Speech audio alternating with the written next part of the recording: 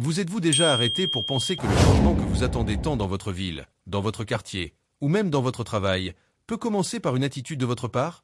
Aujourd'hui, nous allons vous montrer comment une leader courageuse a transformé une crise en opportunité, inspirant tout le monde à agir. Suivez-nous.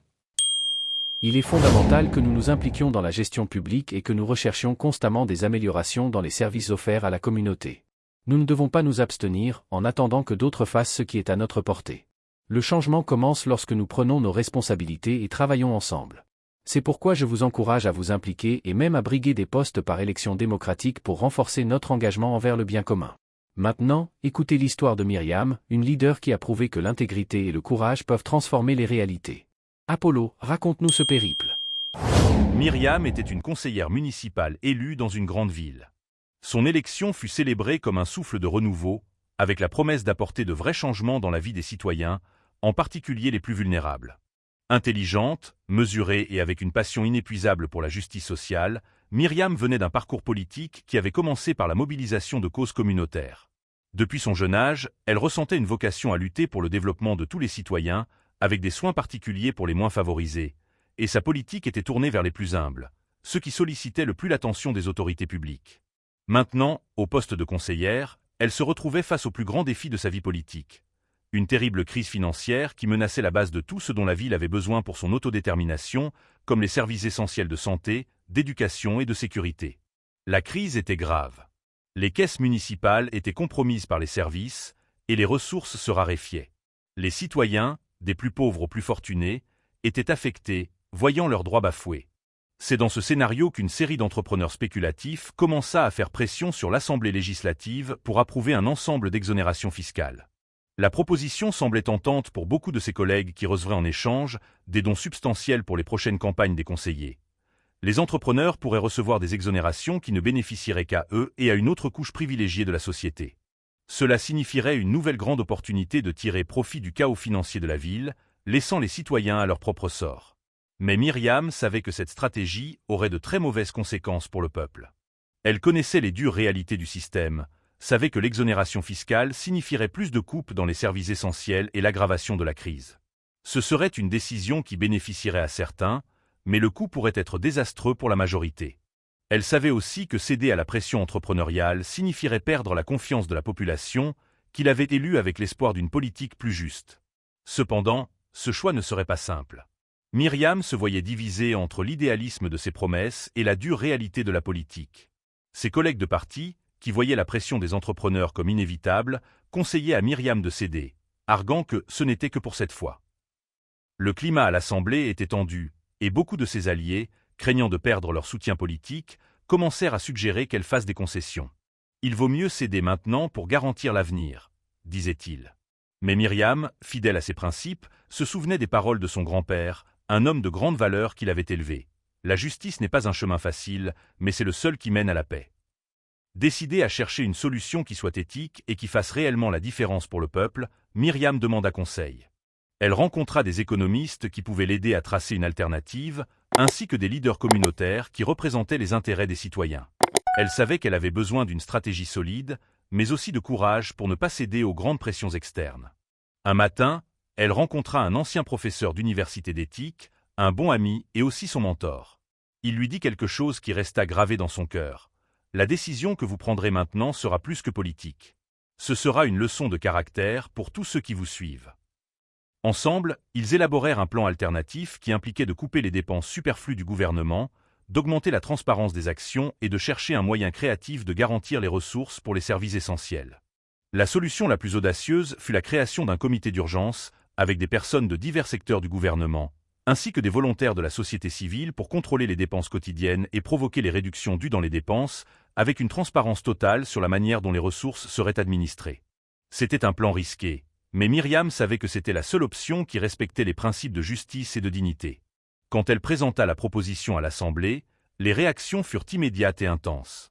Certains collègues l'accusèrent de mettre la ville en danger, affirmant que l'absence d'exonération fiscale provoquerait l'effondrement total de l'économie locale. « Vous allez nous couler !» cria un des conseillers révoltés. Mais Myriam resta ferme, sans se laisser ébranler par la pression.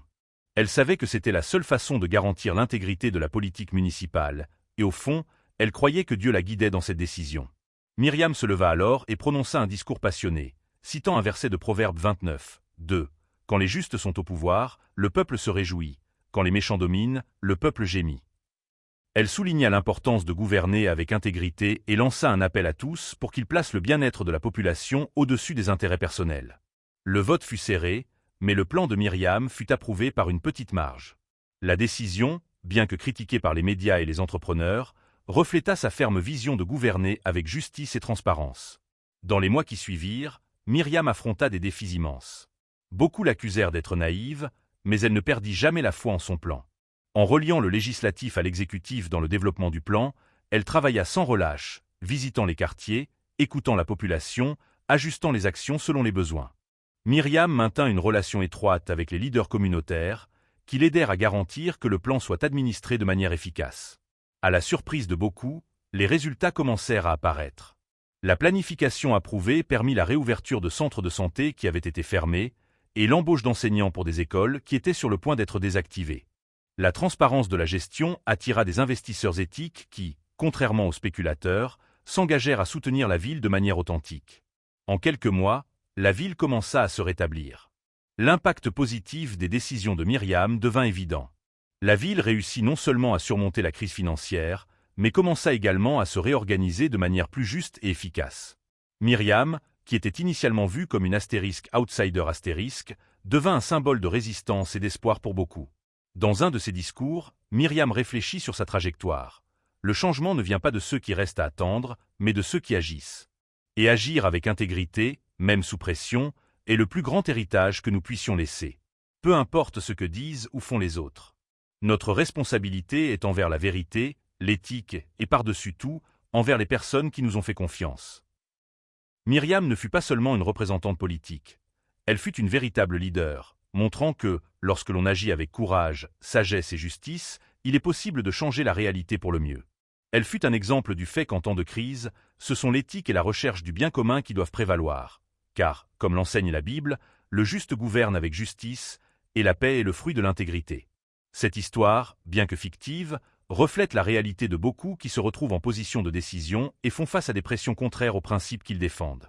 Le parcours de Myriam sert d'inspiration à tous ceux qui souhaitent faire la différence et agir avec responsabilité, sans céder aux tentations qui surgissent en chemin.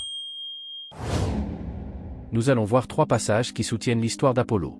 Le premier passage qui a guidé Myriam, en se voyant seule face à une décision si difficile, lui a rappelé le verset des Proverbes, chapitre 15, verset 22. Les projets échouent faute de délibération, mais ils réussissent grâce à la multitude des conseillers. La sagesse ne naît pas de l'isolement, mais de l'humilité de chercher conseil. Myriam a réuni des leaders communautaires, des économistes et même un ancien professeur d'éthique. Ensemble, ils ont trouvé un chemin qui ne trahissait ni les principes ni l'intégrité du service public. Ce verset nous enseigne qu'en période de crise, la force réside dans l'union et la diversité des idées. Myriam n'a pas agi seule, elle a écouté, réfléchi et choisi le meilleur pour tous.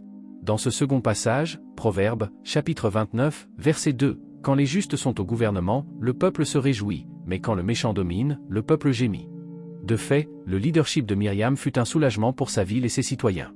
À un moment où des pressions de corruption pouvaient émerger, elle a choisi la justice. Ce verset nous rappelle que les leaders intègres sont comme une brise fraîche lors des journées chaudes. Ils ne recherchent pas leurs propres bénéfices, mais le bien commun. Myriam aurait pu céder aux pressions et gagner des avantages personnels, mais elle a préféré être un exemple de droiture.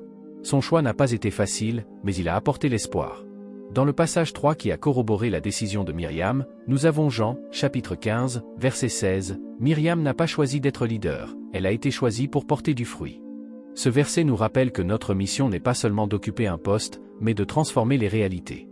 Myriam a compris que son élection était une opportunité de servir, non de se servir elle-même. Elle a planté des graines d'honnêteté et a récolté une ville plus juste. Maintenant, Apollo nous apportera une réflexion profonde sur la manière dont nous pouvons appliquer ces leçons dans nos vies. L'histoire de Myriam nous montre que l'intégrité n'est pas seulement une vertu, mais un choix quotidien. Dans un monde où la corruption et la commodité dictent souvent les règles, Myriam a opté pour un chemin plus difficile, mais plus honnête.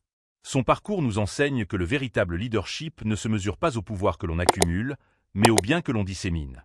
Myriam aurait pu céder aux pressions et gagner des avantages immédiats, mais elle a compris que son héritage ne serait pas construit sur des concessions, mais construit avec des convictions. Et nous, comment construisons-nous notre héritage ? Lorsque nous faisons face à des dilemmes éthiques, il est facile de justifier de petites concessions. Ce n'est que pour cette fois, nous disons-nous. Mais Myriam nous rappelle que chaque petite concession est un pas qui nous éloigne de qui nous voulons vraiment être. Son histoire est une invitation à réfléchir. Qu'est-ce que nous sommes prêts à sacrifier au nom de l'intégrité? Si vous aimez, pensez forte, prenez quelques secondes pour aimer et vous abonner. Activez la cloche pour ne pas manquer nos prochaines réflexions. Votre commentaire est très précieux. Partagez. Ensemble, nous construisons un espace de croissance et de sagesse. L'intégrité de Myriam n'a pas seulement renforcé ses citoyens, mais a inspiré d'autres à agir avec courage. Elle nous montre que, lorsque nous agissons avec justice, nous créons un effet domino d'espoir. Engagez-vous et vous découvrirez comment vous pouvez être un agent de changement dans votre environnement. Que ce soit au travail, en famille ou dans la communauté, chacun de nous a l'opportunité de choisir entre le facile et le juste. Myriam a choisi le juste, et son histoire nous met au défi de faire de même. La vidéo qui apparaît maintenant à l'écran va vous montrer comment une nouvelle réflexion peut altérer notre quotidien. Vous allez être surpris par les résultats. Merci de faire partie de Pensée forte. Ensemble, nous construisons un chemin de croissance et de conscience. À la prochaine vidéo. Et rappelez-vous, le monde change quand nous nous engageons.